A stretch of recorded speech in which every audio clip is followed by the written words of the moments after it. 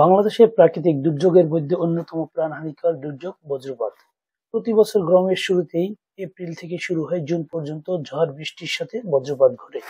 এতে ব্যাপক মানুষ ছাড়াও গবাদি পশুর প্রাণহানি ঘটে।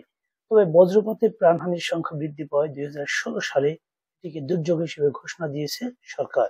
বিগত 10 বছরে বাংলাদেশে বজ্রপাতে প্রাণহানির ঘটনা ঘটেছে 4,000-এর বেশি মানুষের, যার মধ্যে সর্বোচ্চ সংখ্যক রয়েছে পুরুষ। এছাড়াও নারী ও শিশুরাও বজ্রপাতে প্রাণ হারিয়েছেন। বিগত 10 বছরের তথ্য পর্যালোচনা করলে দেখা যায় যে প্রতি বছরই বজ্রপাতে প্রাণহানির ঘটনা আশঙ্কাজনক হারে বেড়েই চলেছে। তবে গবেষণায় দেখা গেছে মারা যাওয়া মানুষের মধ্যে অধিকাংশই কৃষক, যারা ফাঁকা মাঠে কাজ করার সময় বজ্রাঘাতে মারা যায়। এছাড়াও বাড়ি ফেরার সময় কিংবা নদীতে মাছ ধরতে গিয়েও অনেকে বজ্রাঘাতে মারা যায়। একটি বজ্রপাত কেমন হতে পারে? মূলত একটি বজ্রপাত অত্যন্ত উত্তপ্ত, এর তাপমাত্রা 40,000 ডিগ্রি সেন্টিগ্রেড। এছাড়া একটি বজ্রপাতের দৈর্ঘ্য ও ব্যাসার্ধ বিভিন্ন আকারের হতে পারে।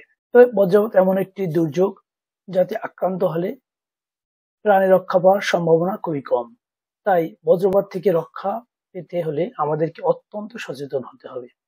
ঘরের মধ্যে থাকাকালীন সময়ে বেশ কিছু সতর্কতা অবলম্বন করতে হবে। যেমন ঘরের দরজা, জানালা, বারান্দা থেকে দূরে থাকতে হবে। পাশাপাশি আরো কিছু সতর্কতা অবলম্বন করতে হবে।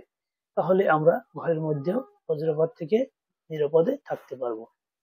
এছাড়া ঘরের বাইরে থাকাকালীন সময়ে অতিরিক্ত সতর্কতা অবলম্বন করতে হবে।